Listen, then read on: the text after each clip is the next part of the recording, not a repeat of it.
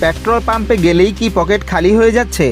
আপনার পছন্দের টয়োটা গাড়ি কি আগের চেয়ে অনেক বেশি তেল বা গ্যাস খরচ করছে?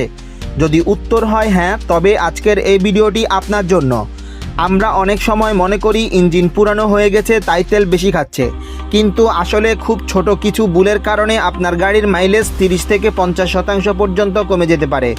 চলুন জানি এর আসল কারণ ও সমাধান। 1 নাম্বার, এয়ার ফিল্টার ও থ্রটল বডি। গাড়ির ইঞ্জিন যখন পর্যাপ্ত বাতাস না পায় তখন সে বেশি তেল পুড়িয়ে শক্তি তৈরি করতে চায়।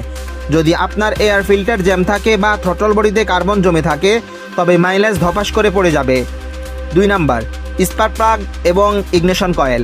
যদি প্লাগগুলো দুর্বল হয়ে যায় তবে সিলিন্ডারের ভেতরে তেল ঠিকমতো জ্বলে না, ফলে অব্যবহৃত তেল সাইলেন্সার দিয়ে বেরিয়ে যায় এবং আপনি মাইলেজ কম পান। 3 নাম্বার, অক্সিজেন সেন্সর এবং ক্যাটালাইটিক কনভার্টার। এটি সবচেয়ে গুরুত্বপূর্ণ পার্টস। অক্সিজেন সেন্সর যদি ভুল সিগন্যাল দেয় তবে ইঞ্জিন প্রয়োজনের চেয়ে বেশি তেল সাপ্লাই দেয়।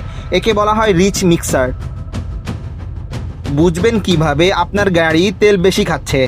লক্ষণগুলো হলো সাইলেন্সার দিয়ে হালকা কালো ধোঁয়া বের হওয়া, এসি অন করলে গাড়ি অস্বাভাবিক ভারী লাগা এবং অ্যাক্সেলেটর দিলেও আগের মতো পিকআপ না পাওয়া।